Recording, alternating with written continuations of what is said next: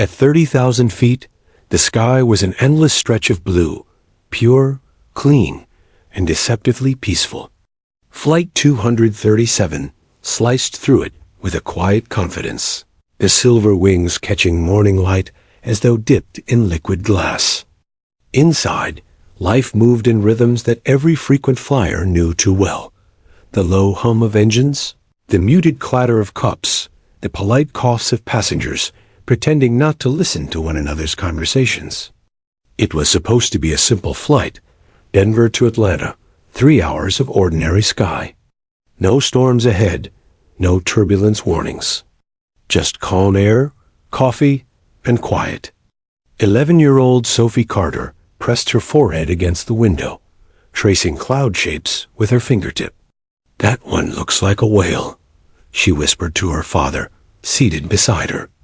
Her dad, Daniel Carter, smiled, his rough hands wrapped around a cup of black coffee. "A whale, huh? I see a dragon." Sophie laughed softly. "You always see dragons." He grinned. "That's because dragons make things interesting." It had been 2 years since Sophie's mother passed, an air traffic controller who had once filled their home with maps, flight manuals, and the soft buzz of radio chatter. Sophie had loved listening to her mother's voice as she coordinated pilots from her office headset, calm and steady no matter the situation. Daniel had never understood much of it, but Sophie had absorbed every sound, every phrase, the secret language of the sky. The memory of her mother was the reason she always asked for a window seat. She liked being close to the clouds, to where her mother used to send people safely home. Now the plane's cabin was peaceful. A businessman in 5A typed furiously on his laptop. A young couple in 9C argued playfully over a crossword puzzle. A toddler giggled as his mother blew raspberries on his hand. Everything about Flight 237 felt normal, so normal that no one noticed the subtle change. It began as a tremor, a soft flicker in the cabin lights, barely perceptible, just enough for a few passengers to glance up and shrug it off. Inside the cockpit, Captain Mark Holloway frowned. "Did you see that?" he asked his co-pilot, Ethan Andrews. Andrews nodded, tapping the control panel. "Minor voltage dip. Probably nothing. I'll run a quick diagnostic." The captain adjusted his headset, eyes narrowing as the flight systems briefly dimmed, then stabilized. "Keep an eye on it. We don't need surprises today." Outside, sunlight gleamed off the wings, and clouds rolled lazily beneath them. Everything looked normal, but Holloway had been flying long enough to know that the sky often hid its secrets in silence. Back in row 12, Sophie's sketchbook was open on her tray. She was drawing the cockpit from memory, every lever, button, and screen her mother once explained to her during a simulator day at the airbase. Her pencil glided across the paper until she noticed something strange. The hum. It was subtle at first, the steady drone of the engines that every passenger unconsciously relied on. It had been there the entire flight, a background sound no one ever thought about. But now it seemed to fade. "Dad?" she whispered, lowering her pencil. Daniel looked up from his magazine. "What is it, sweetheart? Do you hear that?" He tilted his head. "Hear what?" "The engines," she said quietly. "They sound different." He listened, brow furrowing. It wasn't silence, not yet, but it wasn't right either. The deep vibration beneath the floor felt thinner, weaker, as though the plane were breathing slower. "It's fine," he said gently, patting her hand. "Maybe we're flying through thinner air." Sophie nodded, but her eyes didn't leave the window. Clouds drifted below them like frozen waves, motionless. In the cockpit, the diagnostic screen suddenly blinked red. Andrews cursed softly. "Captain, we've got fluctuating voltage across the secondary bus. Looks like the auxiliary power unit's reading unstable." Holloway's voice stayed calm. "Switch to alternate feed." Let's isolate it before it cascades. Andrews flipped the switch. The hum of the engines deepened for a moment, then steadied. Looks like we're good, Andrews said, exhaling. But then, a faint pop. The cabin lights dimmed again. The navigation displays flickered, once, twice, and then the altimeter needle froze mid-air. What the hell? Andrews whispered. A sharp electrical crack echoed through the cockpit, and suddenly, every major instrument went black. In the cabin, a few passengers gasped as the lights blinked out completely. A second later, the emergency lights flickered on, casting everything in a soft orange glow. A woman's voice rang out from the back, nervous. Is that supposed to happen? The flight attendants exchanged quick looks, already moving down the aisles, trying to mask their unease. Ladies and gentlemen, one said with forced cheer, we're experiencing a brief power fluctuation. Please remain seated. Her words were swallowed by the deep, hollow quiet that filled the cabin. The low hum, the heartbeat of the plane, was gone. For a moment, the only sound was wind whispering faintly against the fuselage. Daniel's stomach dropped. He looked at Sophie, whose eyes were wide, reflecting the dim emergency lights. Dad, she said, why aren't we making any noise? He didn't have an answer. In the cockpit, Holloway's mind raced. He tried the radio. Nothing. He reached for the backup transmitter, static. The emergency panel lights flickered once and then died completely. All systems dark, Andrews said, disbelief creeping into his voice. No nav, no comms, no power. Not possible, Holloway muttered. We've got redundancies for redundancies. He tried restarting the auxiliary generator. It didn't even click. Every screen in front of them stared back, blank and lifeless. Outside, the plane continued gliding smoothly, eerily silent. Holloway's training told him to stay calm, but his instincts screamed otherwise. He looked at the compass, frozen mid-degree, then back at his co-pilot. We're blind. Andrew's hands trembled slightly on the controls. Altitude stable for now. But if we can't correct our course... I know, the captain cut in quietly. Start manual diagnostics. I'll try the emergency frequency again. He turned the knob, static buzzing faintly for half a second before fading into absolute nothingness. No signal, no guidance. Just the soft rush of air pressing against metal, the sound of isolation. Back in the cabin, tension thickened. A few passengers whispered prayers.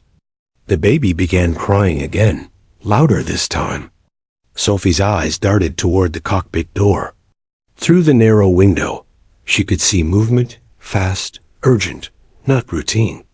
Her mind replayed every story her mother had told her about flight systems, power loops, and emergency redundancies. Something about this didn't fit the calm reassurances of the flight attendants. She reached for her father's arm. Dad, I think something's really wrong. Daniel tried to smile. They're just fixing it, honey. Pilots train for this. But she could see it, the nervous twitch in his jaw, the way he glanced at the attendants' faces as they whispered into the intercom that wasn't working. Then came the first jolt. A sudden, sharp drop, just a few feet, but enough to make every stomach in the cabin rise. Gasps filled the air. Drinks spilled. Someone screamed. The plane steadied again, but the fear didn't fade. Everything's fine, the flight attendant called, voice trembling. Just some light turbulence. Sophie clutched her seatbelt and looked at her drawing on the tray, the cockpit sketch she'd made just minutes ago. Her mother's voice echoed faintly in her memory. If you ever hear silence up there, Sophie, that means the plane's talking to you. Listen closely. So she did. The engines were still. The sky was calm.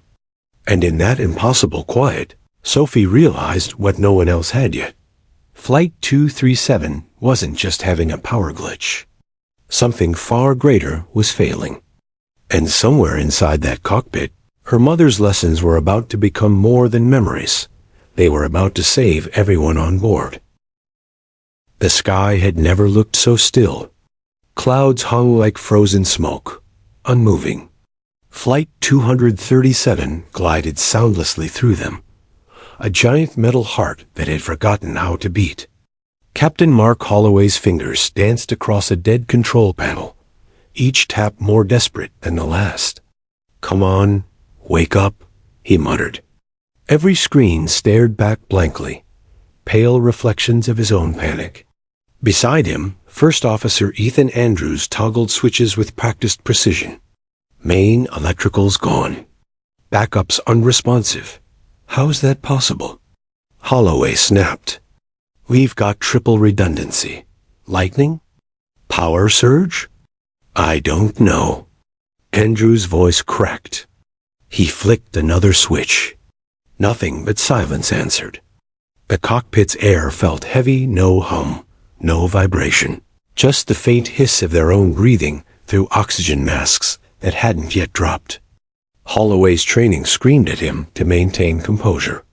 He steadied his tone. "Okay, flight instruments are blind. Attitude stable. We fly her manually till we find out what we're dealing with." Andrews glanced out the window. The horizon was an ocean of white, no visible ground, no landmarks, no sun strong enough to tell direction. "Manually? With what, sir?" "Half the control feed's dead." "Then we use what's left," Holloway said. He gripped the yoke, feeling its stiffness. The plane responded sluggishly, but it responded. That was something. For the passengers, the loss of sound was worse than any turbulence. It was unnatural, like being trapped underwater. Murmurs rippled through the cabin. A businessman pulled off his headphones, frowning. A toddler began to whimper. In row 12, Sophie Carter pressed her ear to the window. She couldn't hear the steady whir she'd always loved, a sound she associated with safety, motion, control. All she heard now was air sliding past metal skin. Her father shifted uneasily. "They're handling it, sweetheart." But Sophie wasn't convinced. She remembered her mother's simulator sessions, the glowing panels, the intricate circuits, the way one small overload could silence a machine built to defy gravity. Something about the rhythm of the lights before they died, the sequence had looked familiar. She whispered, mostly to herself, "It wasn't lightning. It's a systems loop." Daniel blinked. "What?" She shook her head quickly. "Nothing." At the front, a flight attendant picked up the intercom. "Ladies and gentlemen, we're experiencing a temporary electrical malfunction. The pilots are aware. Please remain calm." But the intercom clicked uselessly. No sound came through. She froze, eyes widening. A nearby passenger caught the gesture and panicked, spread like static. In the cockpit, Andrews reached for the emergency transceiver again. "Mayday, Mayday, this is Flight 237. We've lost primary and secondary systems. Request immediate." Static devoured the rest. He slammed the button. "They can't hear us." "Try the sat link," Holloway ordered. "It's dead too." Holloway exhaled slowly. He could feel sweat gathering under his collar. "All right. Manual navigation. Keep wings level. We buy time."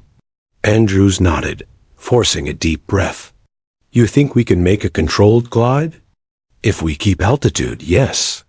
But we need comes back before fuel runs down. Otherwise, they'll never know where to look." Outside, sunlight refracted across the windshield. The world looked calm, cruelly calm. Back in the cabin, calm was gone. The woman in 9C began crying softly, whispering about her children. A man argued with a flight attendant, demanding answers she didn't have. Oxygen masks dangled uselessly now, an ominous decoration. Sophie studied every movement of the crew, her mind piecing fragments together. She'd watched her mother troubleshoot simulator failures, restart sequences, manual bypasses, hidden failsafes most passengers never knew existed. If the main bus and auxiliary were dead, that left only one circuit, one hardly used because it bypassed the automated relays entirely. A direct feed. Her mother once called it the pilot's last whisper. In the cockpit, Andrews flipped another breaker. Still nothing. We've got total electrical paralysis. Hydraulics? Holloway asked. Barely functional. Control surfaces sluggish but responding. Good. That's our lifeline. They were professionals, decades of combined flying experience, but even professionals had never rehearsed this. An aircraft alive only by gravity's grace, cut off from every sound of civilization. Sophie's mind whirred faster. If they couldn't talk to the ground, maybe. Maybe someone on board could help. But she was 11. What could she possibly say that two veteran pilots didn't already know? Still, the itch in her brain wouldn't go away. She tore a page from her sketchbook and scribbled the layout of a power bus system, labeling each circuit. She underlined one section, the auxiliary bypass. Her father frowned. Sophie, what are you doing? She didn't answer. She was listening to the silence, to the faint metallic groans that echoed like whispers from beneath the floor. Each sound told a story. Something electrical was failing to restart. Then the plane lurched. A hard drop, maybe 20 feet. Luggage bins rattled. A coffee cup shattered. Screams erupted. Daniel gripped Sophie's hand. Seatbelt now. In the cockpit, Holloway pulled against the yoke. Stabilizers sluggish, come on, baby, hold together. Andrews scanned manual gauges.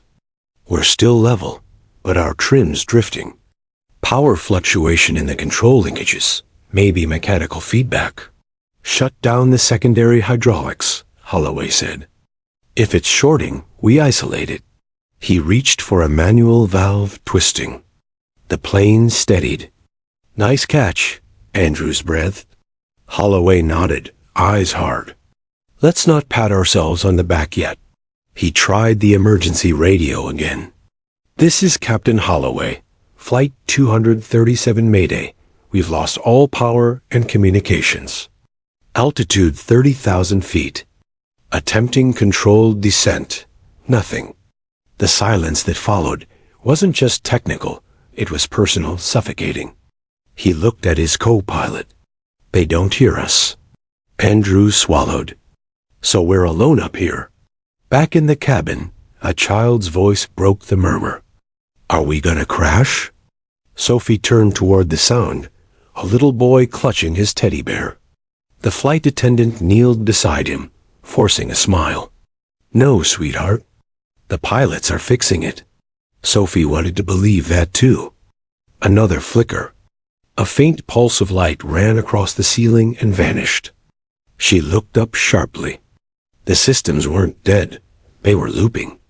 Restarting, failing, restarting again. Like a heartbeat caught between life and death. She remembered her mother's voice from years ago. Every plane has a rhythm, Sophie.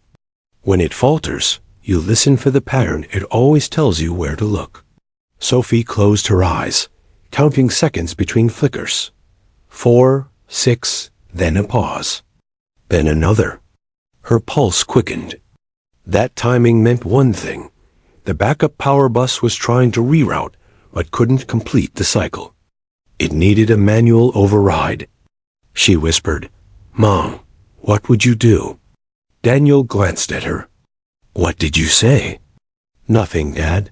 I'm just thinking. He squeezed her hand. Think later. Just stay calm. But calm had left the cabin. A passenger stood, shouting toward the cockpit. Someone tell us what's happening. The flight attendant blocked him gently. Sir, please sit. He pushed past. Another attendant hurried to help, their nervous struggle echoing through the tense air. People were no longer whispering. They were praying, crying, crying, calling names of loved ones. Through the small window in the cockpit door, Sophie saw Holloway's silhouette. Shoulders hunched. A man carrying the weight of 80 lives in silence. Then she saw something else movement near the co-pilot's seat. A side panel open, a flash of red light blinking deep inside the circuitry. She knew that panel. Her mother had called it the junction heart. Her voice caught. That's where the bypass switch was. A crazy thought entered her mind, too wild to speak, but once it formed, it refused to leave. If the pilots couldn't see that light, if they were too busy flying blind, someone had to tell them. The plane gave another soft shudder. Sophie clenched her fists. The hum returned for half a heartbeat, then vanished again. It was like hearing a heartbeat through a wall. She leaned toward her father. "Dad, they need to reset the junction heart." Daniel blinked at her. "The what?" "The red panel by the co-pilot's seat. It's where the bypass is. It's probably stuck in a loop." He stared at her as though she'd spoken another language. "Sophie, you don't know that." "I do." Her eyes didn't blink. "Mom showed me." "Remember the simulator?" He hesitated. Around them, the cabin lights dimmed further. The air felt colder. Sophie's voice lowered. "If they don't reroute soon, they'll lose backup hydraulics too." "How do you even?" He stopped, realizing there was no good answer. At that moment, the cockpit door opened briefly. Ethan Andrews stepping out, face pale, heading toward a side panel near the galley to check fuses. Passengers gasped at the sight of a pilot out of the cockpit. Sophie's heart raced. The door hadn't shut fully behind him. A small gap remained, barely visible. Daniel noticed her glance. "Sophie, don't even think." But she was already thinking. Not of fear, of possibility. Because in that frozen sky, when even the pilots seemed powerless, the only person who recognized the rhythm of a dying aircraft was an 11-year-old girl who used to fall asleep to the sound of her mother's radio chatter. She looked at her father, her voice barely a whisper. For a long moment, no one breathed. The silence inside Flight 237 was so deep it felt like a vacuum sucking every sound, every ounce of calm, out of the air. Then came the whispers. Small at first, then louder. Then the first scream. A woman halfway down the aisle clawed at her seatbelt, gasping, "We're going down. Please stay seated." A flight attendant shouted, trying to sound steady, but trembling so hard her voice cracked. The seatbelt signs blinked weakly overhead, flickering on and off, as if unsure whether they should still obey gravity's rules. Another attendant Maya hurried toward the galley, grabbing the interphone that no longer worked. Her reflection in the chrome door looked ghost pale. Captain Holloway's voice finally echoed through the PA, rough but calm. "Ladies and gentlemen, we're experiencing a temporary systems malfunction. The aircraft is stable. Please remain seated." He released the button, exhaling. "That'll buy us 2 minutes," he muttered to Andrews. "Power bus still dead," Andrews said. "We're gliding clean, but hydraulics are bleeding pressure. Manual controls heavy. Keep trimming manually. We can't lose attitude." Back in row 12, Daniel Carter clutched the armrest so tightly his knuckles went white. Sophie watched the attendants rush past, eyes sharp, absorbing every detail. The captain's voice had been steady, but she'd caught something in the background. The faint static wasn't just noise. It was a broken circuit trying to connect. The plane jolted again, just enough to send a tray of drinks crashing. Ice scattered like marbles across the aisle. Gasps followed. Someone began praying aloud. "Dad," Sophie whispered, "it's looping again." "Sweetheart? No, listen." She pressed her hand against the wall near the window. A tiny vibration pulsed there, steady, rhythmic like the throb of a heart monitor. That's not turbulence. The systems are trying to restart, but something's blocking them. He stared at her. You're 11. You shouldn't even know that. She didn't look away. Mom taught me. Remember? When she let me sit in the simulator, and she showed me how the backup lines could overload if the junction heart failed. Daniel's breath caught. He remembered the sound of his wife's laughter that day, Sophie spinning in the pilot's chair, pressing buttons she barely understood. He'd thought it was just a game. Sophie's voice lowered. They don't know the pattern. But I do. Up front, Holloway scanned the horizon. A distant shimmer marked the edge of a cloud bank, but the world beyond was blank. No navigation, no coordinates. He might as well have been blindfolded. Captain, cabin's panicking, Andrew said quietly. Then we land this thing before they riot, Holloway replied. Find me a heading anything near Nashville, maybe St. Louis. I don't care. Andrews opened a paper chart, an ancient backup no one used anymore. Without compass data, this is guesswork. Then guess. The captain tightened his grip on the yoke. The plane responded sluggishly, nose dipping before leveling. He could feel her weight like a tired beast beneath his hands. Behind the cockpit door, fear had turned physical. People moved restlessly, whispering, sobbing, clutching strangers' hands. The air smelled of coffee, sweat, and ozone from the electrical burn. A child wailed. Are we gonna crash? A man barked. They're not telling us the truth. Maya raised her voice. Everyone, please. The pilots are trained for this. We need calm. But calm was gone. Panic had momentum now. It rolled down the aisle like a wave, each voice feeding another. Sophie looked at the cockpit door, the small glowing window, and the sliver of open space beneath. She could see the shadow of the captain's movements, frantic but controlled. And she saw it again. The red blinked from the junction panel. The rhythm hadn't changed. Her pulse hammered. They haven't reset it yet. She turned to her father. If they don't switch that breaker, the power won't reroute. The longer it loops, the more the bus overheats. Then nothing restarts. Sophie. His voice cracked with fear and love. You're staying in this seat. She hesitated, eyes glistening. Dad, if I'm right, they need me. He shook his head. You're a kid. Her voice softened. So was Mom when she learned all this. Please. A new shudder ran through the aircraft logger this time. Overhead bins popped open, luggage thudding into the aisle. Gasps turned to screams. Holloway fought the yoke. She's drifting left. I've got partial hydraulic failure. Trying to compensate, Andrew said, flipping manual valves. We can stabilize for maybe 20 minutes. Then let's hope we fix the power in 10. The door to the flight deck rattled as a panicked passenger pounded on it. What's happening in there? The attendant pulled him back. Sir, please. The man shoved her away. We have families back here.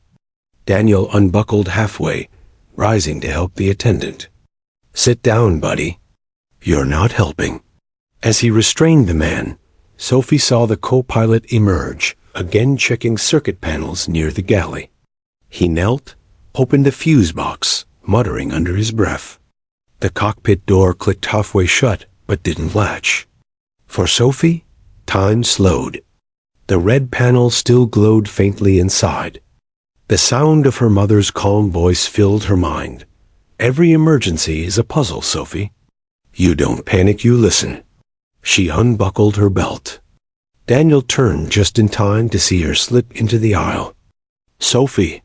But the roar of voices swallowed his shout. She moved fast, small enough to weave between passengers. A woman tried to grab her arm. Sophie ducked away, eyes locked on the cockpit door. Her heart pounded in her throat. The co-pilot was still crouched by the galley, flashlight beam bouncing. He didn't notice her until she was almost at the door. Hey, he said sharply. You can't. The junction heart. She blurted. You have to reroute it manually. It's blinking red. Andrews froze. What did you just say? The panel in the cockpit lower right. It's cycling. That means the backup loop's jammed. He blinked, stunned by her precision. How? My mom was an air traffic controller, she said quickly. She taught me. Please, you have to reset it before it burns out. He stared another second, then turned toward the cockpit. Captain. Holloway's voice barked back. What? The junction panel kid says it's cycling. What kid? Andrews looked at Sophie, wide-eyed. This one. There was silence. Then Holloway's voice again, sharper. Bring her in. And close that door. The co-pilot hesitated, then nodded.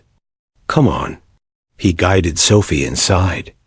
The cockpit was dim, lit only by dying emergency bulbs and the faint glow of instruments trying to wake. Sophie's breath caught. It was exactly like her mother's simulator, only real, louder, alive. Holloway turned in his seat. You said the junction heart? She pointed. There. The lights blinking red means it's stuck in a reboot cycle. You need to switch the manual bypass, then power reset the auxiliary bus. Andrews crouched at the panel, confirming the flicker. She's right, sir. It's trying to restart, but can't clear the circuit. Holloway's skepticism vanished. Do it. Andrews flipped the protective cover, pressed the bypass. Sparks hissed. The lights above flickered once, twice, and steadied. For the first time in 40 minutes, the faint hum of the engines returned. A low cheer rippled from the cabin as passengers felt the vibration under their feet. In the cockpit, Holloway grinned. We've got life. He looked at Sophie. Kid, what's your name?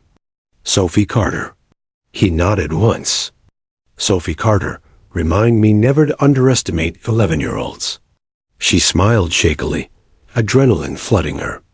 Outside, sunlight glared off the clouds again, the horizon reappearing through the windshield. Holloway keyed the radio. Mayday, Mayday, this is Flight 237. Comms restored, declaring electrical failure. Request immediate vectors to nearest field. A burst of static, and then a miracle. Nashville Center to Flight 237. We read you. You had us scared to death. 237. Laughter broke through the exhaustion.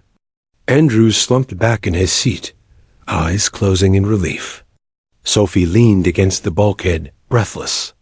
Her father's voice echoed faintly beyond the door, calling her name, half fear, half disbelief.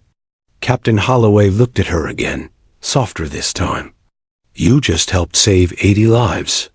Sophie glanced at the glowing panels, the living heartbeat of the plane restored, and whispered, Mom would have known what to do. The captain smiled. Looks like she taught you well. For the first time in nearly an hour, Flight 237 felt alive again. The hum of the engines filled the air, the cabin lights glowed steady, and the faint scent of burnt circuits was replaced by the metallic coolness of circulating air. Passengers clapped and cried, some laughing hysterically, others sobbing in disbelief. But inside the cockpit, relief was short-lived. Captain Holloway scanned the displays. We've got partial power, but not full stability. Flight management's still offline. Andrews nodded grimly. Autopilot's gone. Navigation spotty. We're flying by dead reckoning. Doesn't matter, Holloway said, tightening his grip on the yoke. We've got wings, engines, and altitude. That's enough to fight for. Sophie stood near the door, small and steady, her eyes fixed on the glowing controls. She didn't fully understand what half of them did, but she could feel their rhythm, like the heartbeat of a living thing that had been resuscitated. From behind the cockpit door, her father's muffled voice called out, Sophie, are you okay? She smiled faintly. I'm okay, Dad. Holloway nodded toward Andrews. Let him know she's safe. Andrews opened the door, crack. She's fine, sir. She helped more than you'll ever know. Daniel's face was pale, a mix of terror and pride. He nodded silently, tears welling in his eyes as the door closed again. Holloway looked at Sophie. All right, young lady. You bought us time. Now we need to get everyone home. Outside, clouds loomed, massive, gray, and roiling like the surface of another planet. Lightning flickered across their edges, illuminating the wings for brief, eerie seconds. Nashville Center, Flight 237 descending from 30,000, requesting weather vectors, Holloway said into the radio. Static answered. He tried again. Nashville, this is 237, do you copy? Nothing. Just a hiss of interference. Andrews frowned. We're getting atmospheric distortion. Looks like that storm's jamming half the comms. Of course it is, Holloway muttered. Why make it easy? Sophie stepped closer. Can't you use the backup radio? Andrews shook his head. It's tied to the same circuit that just fried. We're on limited range. So they can hear us, but we can't hear them, Holloway said. We're flying blind. The plane shuddered, a sudden gust slamming against its side. Passengers gasped. A few screamed. Holloway and Andrews wrestled with the yokes as the aircraft tilted, dipping slightly to the right. Wind shear. Andrews shouted. Correcting. Holloway barked. He fought the controls, feeling the heavy sluggishness of damaged hydraulics. The plane trembled but began to level. In the cabin, people clung to their seats. Overhead bins rattled. One mask swung loose, bumping gently against a woman's shoulder. Folks, please remain seated, Maya called out, her voice shaking but strong. We're descending to safer airspace. No one believed her. Everyone prayed. Inside the cockpit, Holloway's hands trembled as he recalculated. We've lost 20 miles of altitude already. If that storm hits, visibility's gone. Andrews looked at the radar. What little remained. There's an open corridor east, maybe 30 miles out. Let's go for it. Sophie, standing between them, watched the clouds darken ahead. Lightning flashed again, closer now, painting her face in white light. She swallowed hard. Can't we fly around it? Not with limited hydraulics, Holloway said. We need straight lines and clean air. Evasive turns could rip the tail. But the storm, we'll thread it. Sophie bit her lip, nodding slowly. She didn't fully understand, but she trusted the captain. The way he spoke wasn't arrogance, it was focus, the kind of determination that kept machines flying when everything else fell apart. Minutes stretched. The plane descended through turbulent air, every jolt rattling the cabin. Lightning danced outside, flashing like cameras in the dark. The engine's roar became a lifeline, the one sound no one wanted to lose again. Then the right engine coughed. A shudder ran through the frame. Holloway's head snapped to the gauge. Engine 2 torque fluctuation. Andrews checked the panel. Power's dropping 30% and falling. Sophie's heart slammed against her ribs. Is it dying again? Not yet, Holloway muttered. Maybe the surge damaged its governor. Andrews, feather the throttle, keep it balanced. The co-pilot adjusted the levers carefully, sweat glistening on his forehead. The hum steadied, though weaker. Still holding, Andrews said. But she's tired, Captain. Then we don't push her harder than we have to. The storm swallowed them whole. Darkness wrapped around the plane like a shroud.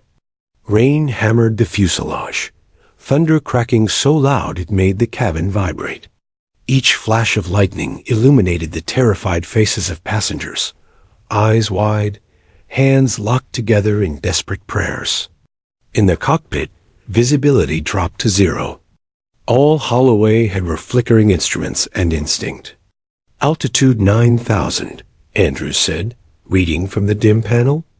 Keep it steady, Holloway said. We're punching through. Then another jolt. A bright flash, and the cabin lights flickered again. Sparks crackled near the radio panel. Sophie screamed, stumbling backward as the smell of ozone filled the air. Andrews grabbed a fire extinguisher, spraying the console. Electrical surge. Holloway growled. Shut down non-essential systems.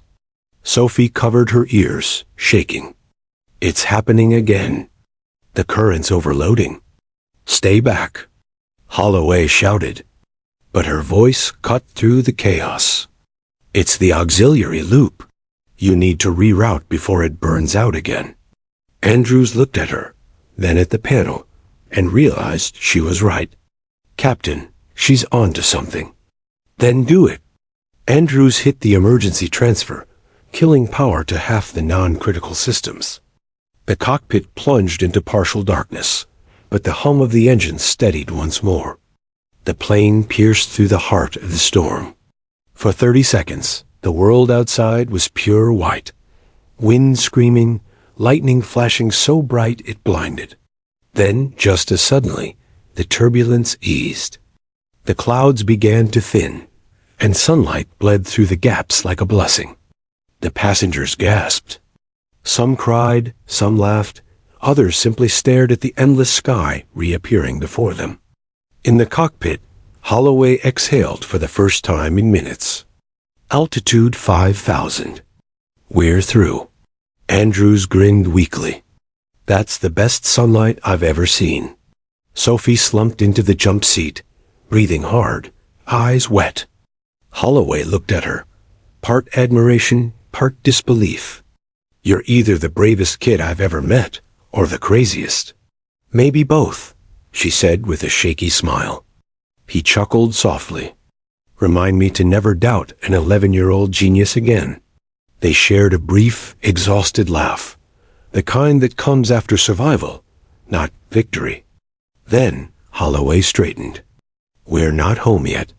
Andrews, find us a runway. Any field within 50 miles. Andrews scanned the flickering radar. Got one. Miller's Field, small regional strip outside Nashville. Runway short, but it's clear. Good enough. Prep for emergency landing. Sophie watched as the pilots coordinated, calm, focused, efficient. Her chest swelled with something new. Oh, these weren't just pilots. They were soldiers in a battle with the sky. Captain, she said softly, can I stay here? Holloway hesitated, then nodded. You've earned it. He handed her a small set of headphones. But keep quiet, and hold on tight. Sophie smiled faintly as she slipped them on. Below, the first hints of land appeared, tiny green patches breaking through the clouds. The nightmare wasn't over, but for the first time since the silence began at 30,000 feet, hope felt real. Flight 237 had survived the storm. Now, they just had to survive the landing. The clouds thinned to a broken veil, sunlight flashing through in golden bursts. Below, streaks of green and brown fields appeared, a sight so normal it almost looked unreal after the chaos above. For everyone aboard Flight 237, land meant life. Miller's Field, confirmed, Andrews said, leaning close to his screen.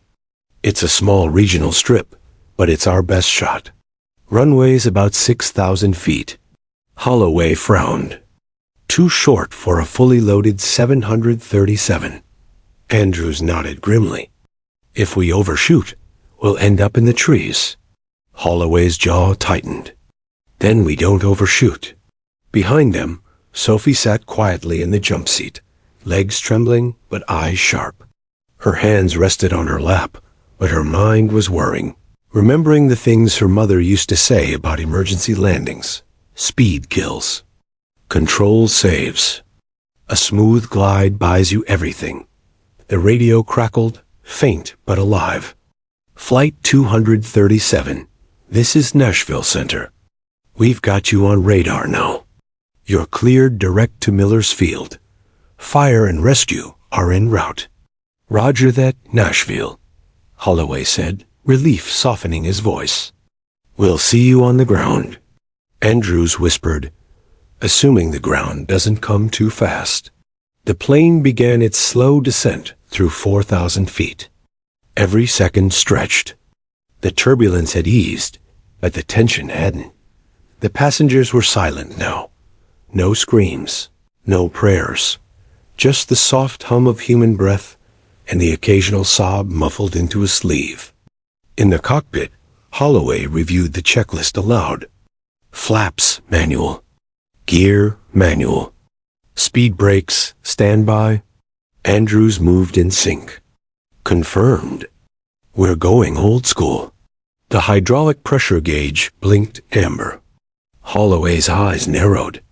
We've got just enough hydraulic fluid to extend the landing gear once.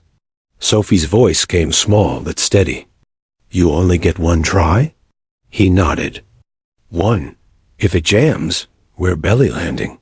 She swallowed. Can I help? Holloway smiled faintly, without looking at her. You already have. The plane banked gently left. Through the windshield, Miller's Field came into view, a strip of asphalt carved between a forest and a highway. From this height, it looked impossibly narrow.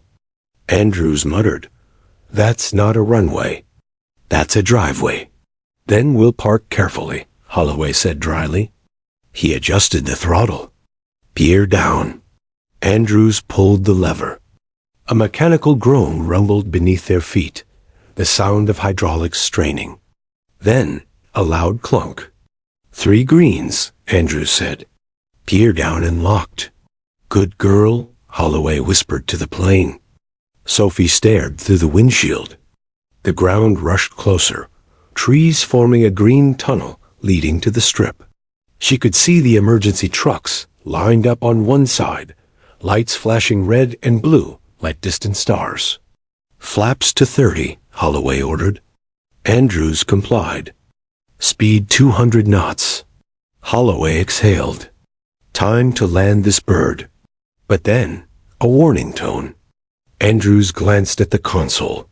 Ground proximity alert. What? The altimeter's reading off. It's fluctuating between 500 and 900 feet. We're blind on descent. Son of a...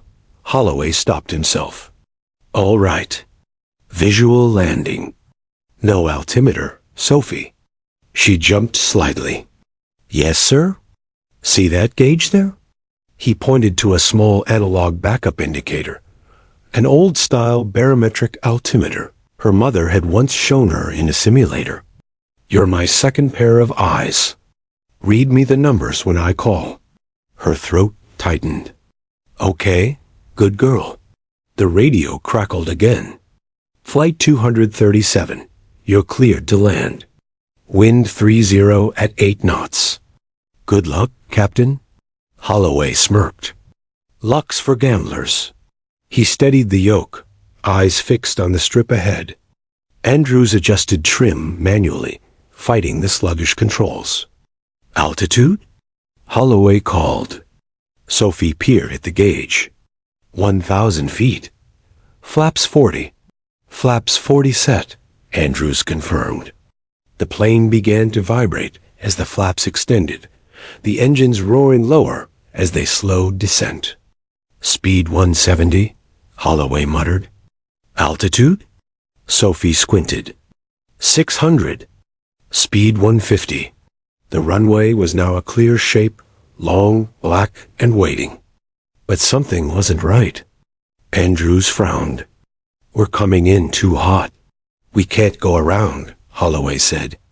No fuel margin. Andrews swore under his breath. Then we burned speed on drag. He extended the speed brakes. The plane rattled violently, wind screaming against the wings. Sophie gripped the seat, eyes locked on the altimeter. 400. Landing gear holding? Holloway barked. Still green. Andrews said. 300. Sophie called. Speed 140. Nose up. The runway lights rushed toward them. Bright white lanes cutting through the green fields. 200. Hold it steady, Holloway murmured. Captain, Andrews said, voice tight. We're long. We'll touch halfway down the strip. Not if we grease it. Altitude? 100. Sophie shouted. Brace. Holloway yelled. The impact came like a hammer, a deep, shuddering boom. The wheels screeched, smoke rising from the tires. The passengers screamed.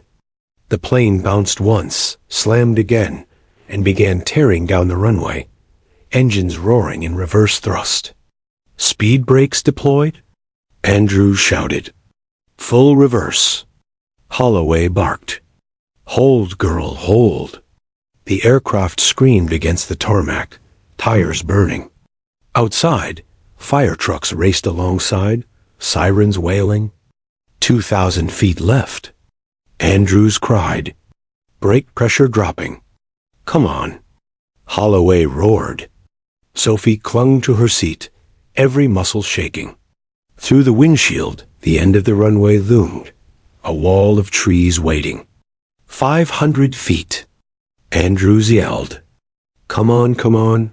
Holloway muttered through clenched teeth. The plane slowed, brakes smoking, engines howling. Then silence. The nose tipped forward, and the plane rolled to a stop, less than 200 feet from the trees. For a moment, no one moved. The only sound was the hiss of cooling metal. Then, the cabin erupted, screams of relief, laughter, sobbing. People hugged strangers, cried into each other's shoulders. In the cockpit, Holloway leaned back, eyes closed. We made it. Andrews let out a shaky laugh. Barely. But yes, we did. He turned to Sophie, who sat frozen, staring straight ahead. Hey, kid. You can breathe now. She blinked, then let out a trembling laugh, tears streaking down her cheeks. We didn't crash. No, Holloway said softly. We didn't. He placed a gentle hand on her shoulder. You did good, Sophie. Real good. Through the windshield, emergency crews rushed toward the plane. Fire trucks sprayed a fine mist of water over the smoking tires. Paramedics lined the field. In the cabin, Daniel Carter pushed through the aisle, calling, Sophie. Sophie. Andrews opened the cockpit door.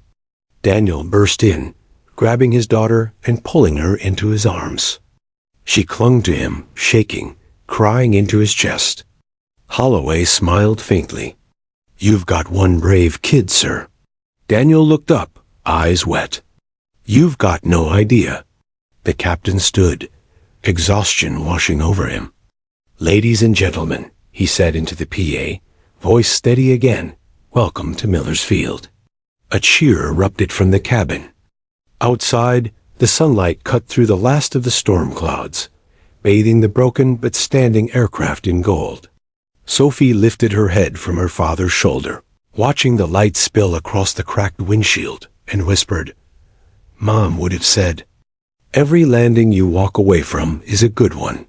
Holloway smiled tiredly. Then this was a damn good one. The plane sat on Miller's Field, its engines still humming lightly, smoke curling gently from the tires.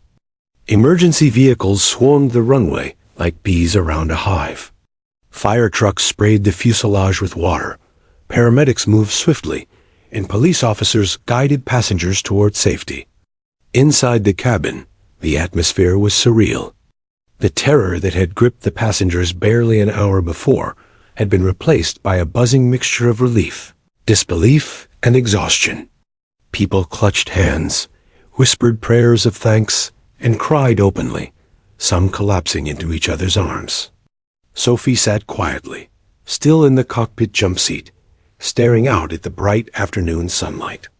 Her uniform was wrinkled, her hair messy, and her small hands shook slightly. She had been at the center of a near catastrophe, and yet she felt alive.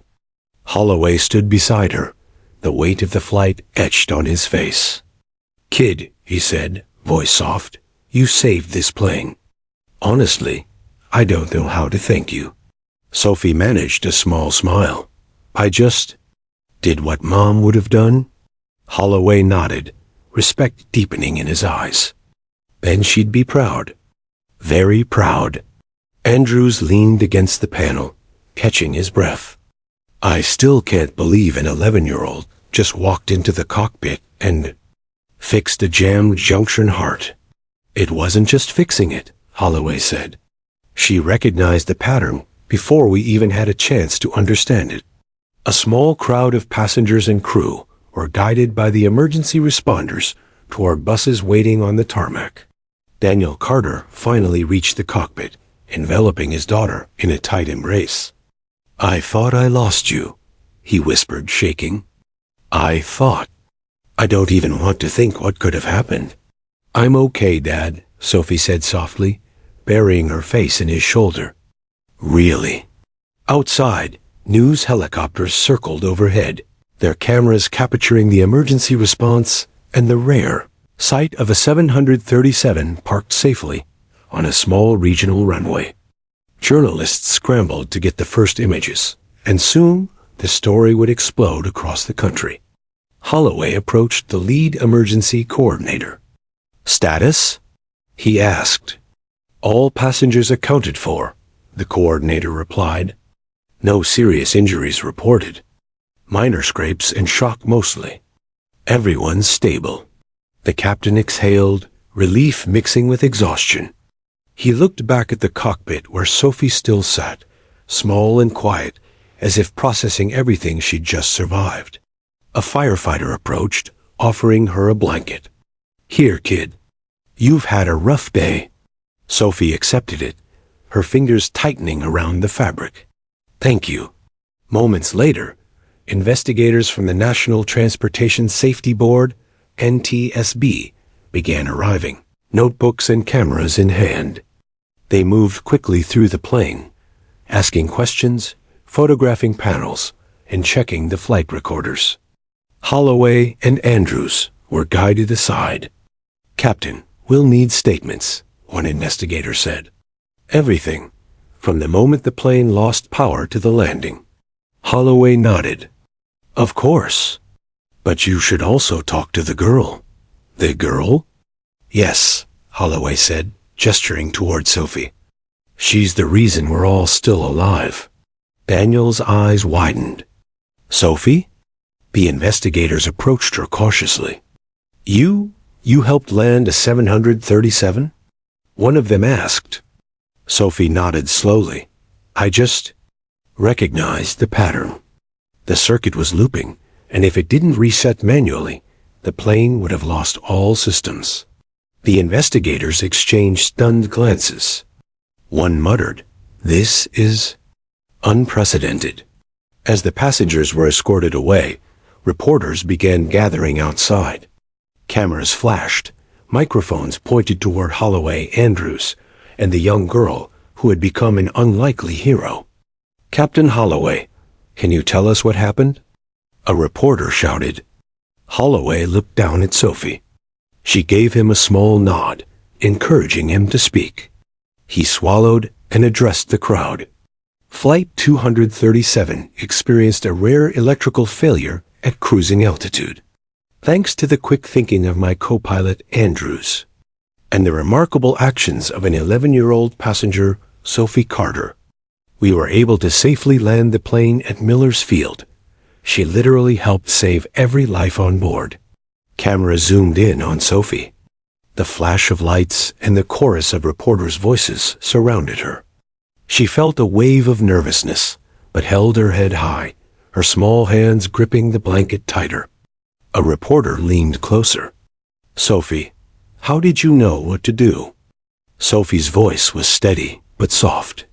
"My mom taught me about emergency systems. She let me practice in simulators. I remembered what she showed me. That's all? Her father's eyes welled up with pride. That's my girl, he whispered, as reporters snapped photos and shouted questions. Inside the cockpit, Andrews shook his head. I still can't believe it. She's 11. Holloway sighed, exhausted but filled with admiration. Some people are born with calm under pressure. She's one of them. Later, as passengers were moved to temporary shelters and given food and water, Sophie sat with her father and the flight attendants. She still couldn't fully process what had happened, but a new sense of confidence settled over her. She had stepped into a cockpit, confronted disaster, and survived. Not just survived, but saved lives. The NTSB investigators began collecting data from the flight recorders. Preliminary findings suggest an unusual junction box failure caused the power loops to cycle repeatedly, one explained. It's unclear why this happened, possibly an unnoticed manufacturing defect combined with atmospheric conditions. Holloway frowned. So, it was a fluke? A total fluke? The investigator nodded. It appears so.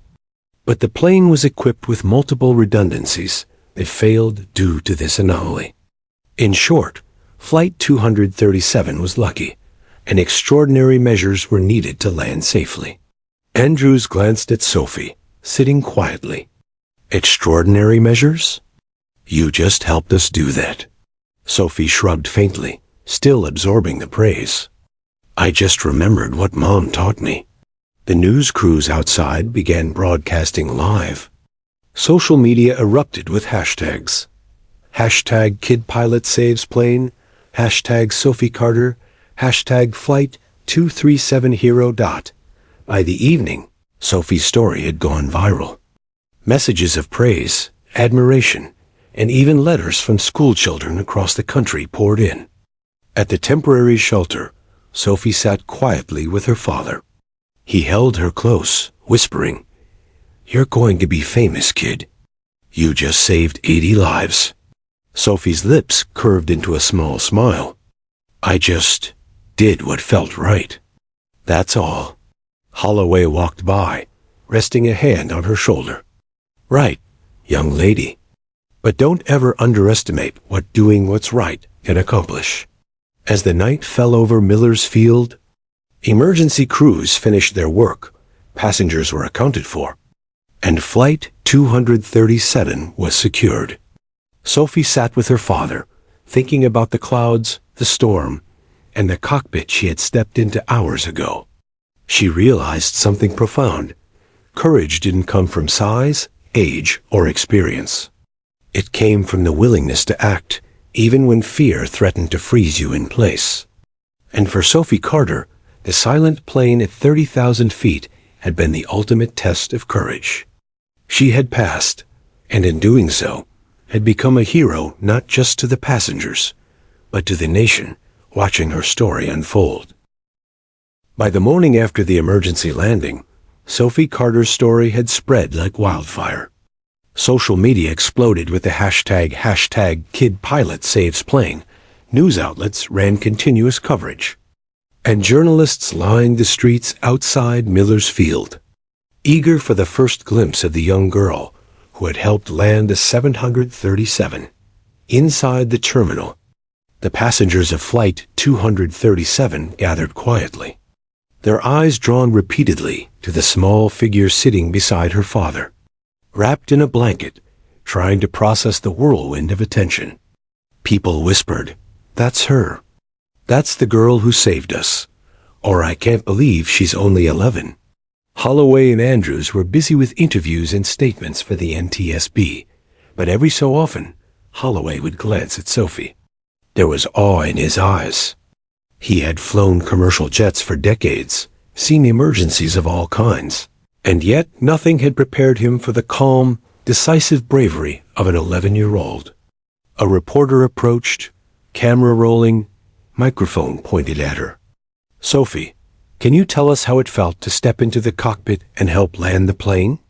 Sophie's lips curved into a small, hesitant smile. I just remembered what my mom taught me. The panel was blinking red and green. I knew what it meant, and I knew if no one fixed it, we could crash. So I told them what to do. The reporter leaned closer. Your mom. Was she a pilot? Sophie shook her head. No, she worked in air traffic control. She taught me everything she could about planes and systems. I just remembered what she said. News anchors replayed the cockpit footage, highlighting the glowing panels, the blinking lights, and moments when Sophie's instructions aligned perfectly with the controls. The caption scrolled across the screen. 11-year-old passenger saves 80 lives in emergency landing. Outside the terminal, local officials and school representatives arrived to congratulate her. Sophie, usually shy, accepted handshakes and words of praise with quiet dignity. Her father held her close, protective, and proud. Later that day, the NTSB investigators presented their preliminary findings. Holloway and Andrews listened carefully, as did Sophie and her father. The failure originated in a junction box in the aircraft's main electrical panel, the lead investigator explained. Under certain atmospheric conditions, a rare combination of humidity, voltage fluctuation, and a minor manufacturing defect caused the power loop to cycle repeatedly.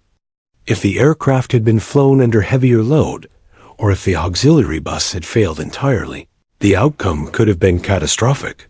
Holloway frowned. So, it could have destroyed the plane in mid-air? The investigator nodded gravely. Yes, in a commercial airliner, redundancy exists for a reason, but this was an extremely rare anomaly. The crew was fortunate, and your quick decision-making saved lives. There is no overstatement in saying this was a near miss. Sophie's father tightened his arm around her shoulder. My daughter saved everyone. Andrews shook his head. And she did it calmly, decisively, without even being a trained pilot. The investigators leaned closer, a hint of concern appearing. One final note. Further analysis shows the initial surge almost caused a second failure, this one in the hydraulic systems. If it had tripped fully, landing may have been impossible. Sophie's timing and observation were critical. You caught it before it escalated. Sophie's eyes widened. She hadn't realized just how close they had come to disaster. The gravity of it hit her in waves. She swallowed hard, processing the fact that she had averted a second catastrophe simply by speaking up at the right moment. As the story circulated nationwide, Sophie's school organized a small ceremony in her honor. Students and teachers gathered in the auditorium, clapping as she stepped onto the stage. Local news crews filmed her, and banners read, "Our youngest hero." A representative from the FIA presented her with a certificate of bravery. Holloway and Andrews were there as well, standing in the back, watching silently. You did something extraordinary, Holloway said softly. Most adults couldn't have handled what you did. Sophie blushed. I just did what I remembered. Mom. She would have known what to do. The applause filled the room, echoing in her chest. For a moment, she felt like she was living in one of the simulator exercises her mother had set up. But this was real, and the stakes were immeasurably higher. In the days following, news stories continued to highlight the near miss.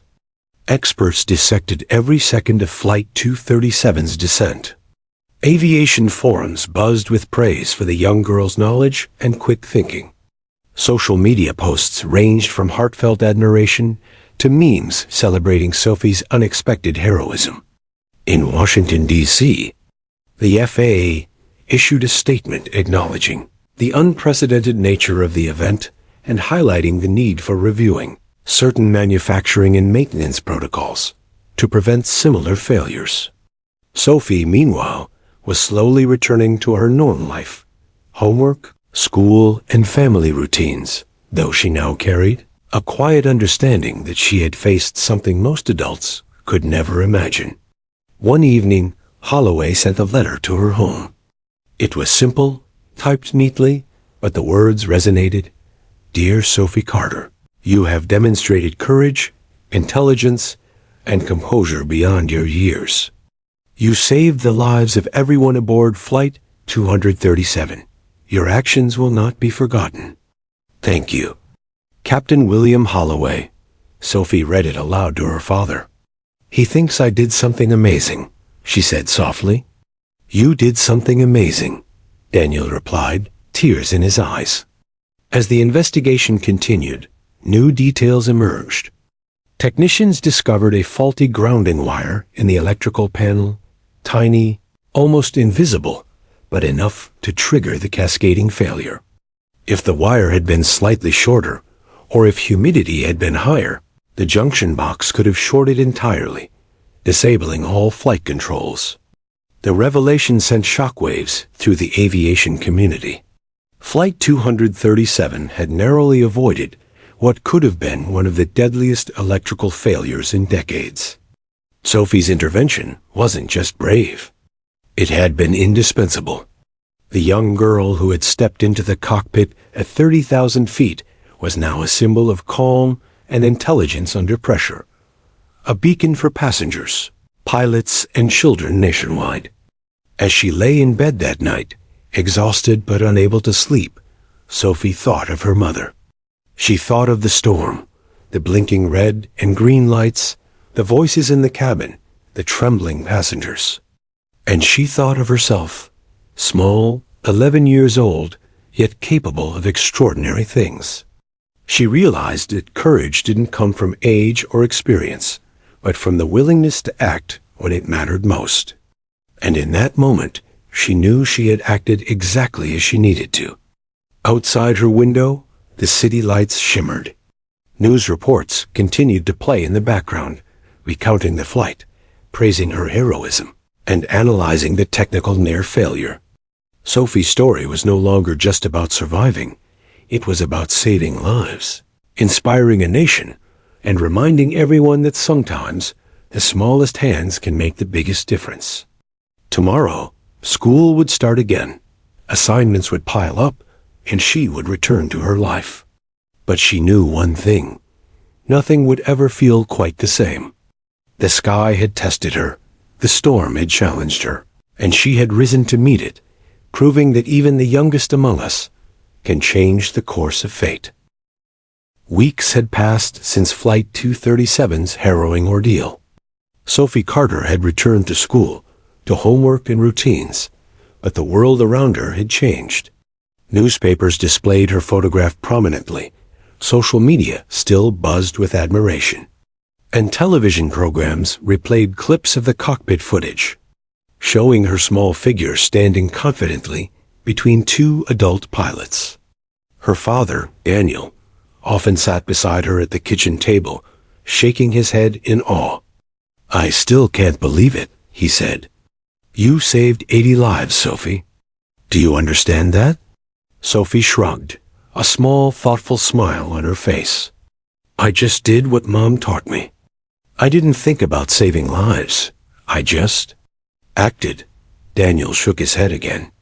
Still, you did. Holloway and Andrews were now traveling for press conferences, invited to speak at aviation safety seminars, and interviewed by major networks. They made a point of always mentioning Sophie. She's the reason we're standing here today, Holloway told one reporter. Her quick thinking saved this aircraft and its passengers. Sophie, meanwhile, had become a household name. She received letters from children across the country, thanking her for being brave. Aviation enthusiasts sent small gifts, miniature cockpit models, books on aerodynamics, and flight manuals. But the most meaningful recognition came quietly, from people who had been aboard Flight 237. One evening, Daniel opened the mailbox to find dozens of handwritten letters. Children, adults, even elderly passengers had taken the time to write her personal notes. Many expressed gratitude, others admiration. Some recounted how Sophie's actions had inspired them to believe in courage in the face of fear. Holloway and Andrews had been called back to the NTSB headquarters for the final investigation report. They reviewed the technical findings in detail, The preliminary analysis had been confirmed. A rare electrical fault in a junction box had triggered cascading failures across critical flight systems. The auxiliary power bus had malfunctioned, almost causing a total shutdown of hydraulics and navigation instruments. The report praised the crew for their professionalism and quick thinking. But one line stood out: the intervention of an 11-year-old passenger. Sophie Carter was instrumental in the safe landing of Flight 237. Her recognition of the junction box failure and communication with the cockpit crew directly prevented a potential catastrophic outcome. Holloway read the line aloud, shaking his head. I've flown for 30 years. I've handled emergencies, turbulence, engine failures, but never a passenger saved the plane. And a child, no less. Andrews leaned back in his chair. She's not just brave. She's brilliant. Calm under pressure, decisive, knowledgeable. I don't think we'll ever see another like her. Sophie, at home, had no idea how close the nation had come to losing Flight 237. Her understanding grew slowly. Through conversations with her father and bits she caught on the news. She absorbed the technical details, the interviews, and the analyses. Each day, she realized more clearly that what she had done went far beyond ordinary heroism. Then came the official ceremony. The White House extended an invitation for Sophie to meet the president. Security cleared a path as she stepped into the grand hall, nerves fluttering in her chest. Photographers captured the moment as she shook hands with national leaders, dignitaries, and even the airline executives. You've done something remarkable, the president said warmly. The courage and intelligence you showed that day remind us all what is possible when we act with calm and confidence. The entire nation owes you a debt of gratitude. Sophie's small hands trembled as she accepted a commemorative medal. Her father's hand rested gently on her shoulder. You've always been brave, he whispered. At school, her classmates looked at her differently now. Friends crowded around, asking for details, eager to hear her story from the source. Teachers praised her poise and intellect. Despite all the attention, Sophie remained modest. She knew the true story, that the moment in the cockpit had been a terrifying trial, and that while she had acted decisively, she had also relied on the pilot's skills and the systems that hadn't failed completely. Weeks turned into months. Flight 237 was repaired, inspected thoroughly, and returned to service with upgraded safety protocols. The airline announced new training procedures, emphasizing the importance of recognizing system anomalies early, lessons drawn directly from Sophie's actions. Public recognition didn't fade. She received invitations to speak at aviation camps, conferences, and schools. She met pilots, engineers, and other young enthusiasts, always sharing the same message. Courage and calm in the face of fear, combined with knowledge, can save lives. For the crew, the experience left a permanent mark. Holloway often spoke at seminars about Flight 237, focusing on crisis management, decision-making, and the rare incident of a passenger stepping in to assist in a life-or-death scenario. Andrews did the same, always highlighting Sophie's contribution. But for Sophie, the most important recognition came quietly, in small moments. A passenger sent a note saying, "I was terrified, but when I saw you step forward, I knew we'd survive. Thank you." Another said, "You are my hero, Sophie. I hope I can be brave like you someday." One evening, Sophie and her father stood by the window, watching the sun dip below the horizon.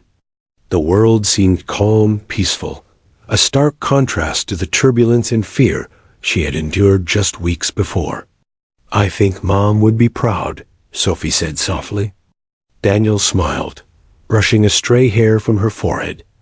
"I know she is. And maybe I understand now," Sophie continued. "Courage isn't just about not being afraid. It's about acting when you are afraid. Her father nodded. Exactly.